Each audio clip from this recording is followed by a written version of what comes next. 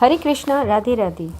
अधर्म की उत्पत्ति की बहुत ही रोचक और पौराणिक कथा। बहुत समय पहले की बात है, जब सृष्टि के रचयिता भगवान ब्रह्मा नई नई रचनाएं कर रहे थे। उन्होंने संसार को चलाने के लिए नियम बनाए और देवताओं को जन्म दिया। लेकिन जहाँ उजाला होता है वहाँ परछाई भी होती है।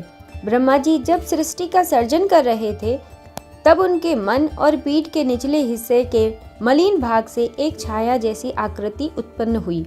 वह बहुत ही भयानक और अंधकारमय थी। उसी का नाम अधर्म रखा गया।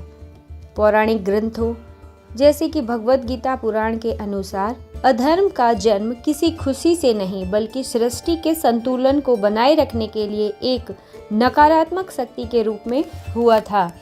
अधर्म का परिवार किसी घने और डरावने जंगल की तरह है, जहां एक बुराई से दूसरी बुराई पैदा हो जाती है।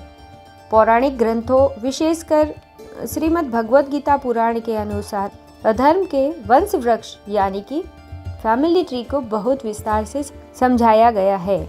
अधर्म का विवाह मृषा से हुआ। मृषा का अर्थ होता है झूठ या मिथ्या, यानी अधर्म की पूरी गृहस्थी ही झूठ की बुनियाद पर टिकी है। अधर्म की पहली पीढ़ी दंभ और माया। अधर्म और मृषा के संयोग से 2 संतानें हुई। दंभ, इसका अर्थ है पाखंड या दिखावा। जब इंसान अंदर से कुछ और बाहर से कुछ और होता है तो वह दंभ यानी कि पाखंड कहलाता है। दूसरी संतान माया, इसका अर्थ है छल कपट या धोखा। यह दंभ की बहन है। दंभ और माया के मेल से अगली पीढ़ी पैदा हुई लोभ यानी लालच। जब इंसान की इच्छाएं कभी खत्म नहीं होती। निकृति, इसका अर्थ है धूर्तता या नीचता, दूसरों का बुरा चाहने की भावना। तीसरी पीढ़ी क्रोध और हिंसा। लोभ और निकृति से जो बच्चे पैदा हुए वे और भी खतरनाक थे। पहली संतान गुस्सा यानी क्रोध, जो विवेक को खत्म कर देता है। दूसरी संतान हिंसा, दूसरों को चोट पहुंचाना या मारना। इसी के साथ चौथी पीढ़ी कली और निरुक्ति। क्रोध और हिंसा से आगे चलकर ये संतानें हुई।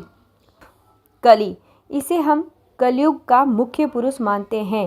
यह झगड़े और क्लेश का प्रतीक है। निरुक्ति, इसका अर्थ है कड़वी वाणी या गाली गलौज। परिवार का अंतिम पड़ाव, भय, शोक और मृत्यु। इस पूरे वंश का अंत बहुत ही दुखद होता है। कली और उसकी बहन के प्रभाव से संसार में 3 और चीजें पैदा हुई। भय, शोक और मृत्यु। भय, जो अधर्मी को हमेशा सताता है। शोक, दुख और पछतावा लाता है। मृत्यु और यातना, अंत में इस पूरे परिवार का परिणाम नरक की यातना और मृत्यु पर जाकर खत्म हो जाता है। अधर्म, धर्म का विपरीत। मृषा, झूठ, अधर्म की पत्नी। दंभ यानी पाखंड, जो उसका बेटा, और उन दोनों की बेटी माया यानी छल। दंभ और माया के बच्चे लोभ और क्रोध। लोभ और क्रोध के बच्चे कली, क्लेश और झगड़ा। अधर्म का परिवार बहुत बड़ा है और इसके परिवार का हर सदस्य बुराई का प्रतीक है।